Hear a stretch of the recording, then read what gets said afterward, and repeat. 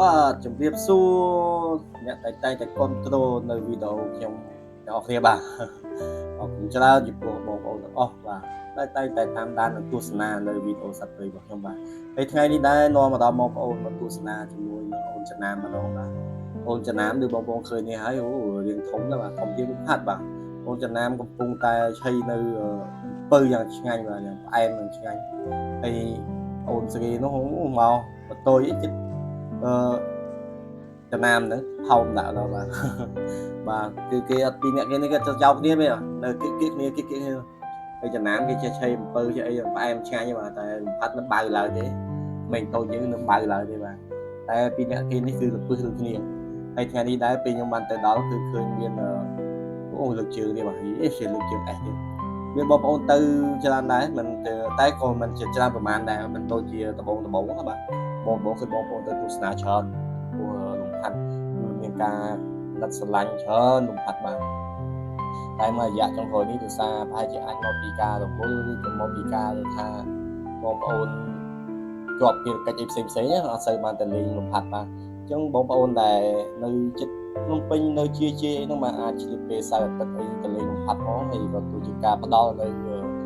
តាមការដូចជាចំណីដូចជាទៅដោះគោផ្សេងដល់លំផាត់ផងបាទដើម្បីបឋមឲ្យគេបានបើបានអីចឹងណាបាទហើយទៅនេះគឺមានបងអ៊ំស្រីមួយដែរគាត់បានយកដោះគោកេះបាទឲ្យអូនផាត់បាទ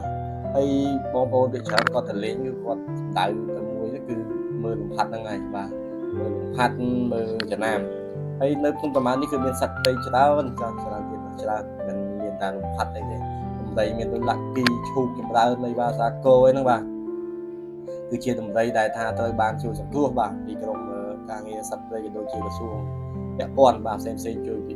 ព្រោះពីការបរបាញ់ពីការជាប់តាក់ផ្សេងនៅក្នុងព្រៃអញ្ចឹងហើយបងប្អូនដែលជារស់នៅតាមតំបន់ព្រៃភ្នំអីបាទមេតាសូមកុំតាក់ឬក៏ធ្វើបោបាញ់ផ្សេងបាទព្រោះសត្វព្រៃយើងខ្មែរយើងឥឡូវចាប់ដើមវារៀងសុទ្ធសោយតិចហើយអញ្ចឹងយើងគួរតែនាំគ្នាអភិរក្សដល់គ្នាជៀសវាងការបាត់បង់នៅពេលក្រោយទៅមានការស្ដាយក្រោយបាទអញ្ចឹងយើងទៅអភិរក្សដំរីហើយនឹងសត្វផ្សេងបាទមិនថាដំរីទេមានសត្វកេះសត្វស្វាសត្វ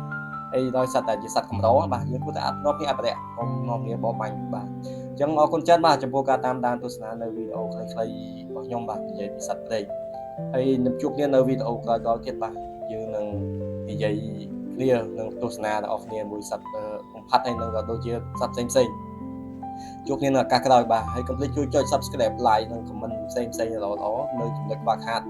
ដើម្បីខ្ញុំបានកែសម្រួលបាទអរគុណច្រើនជម្រាបលាបាយ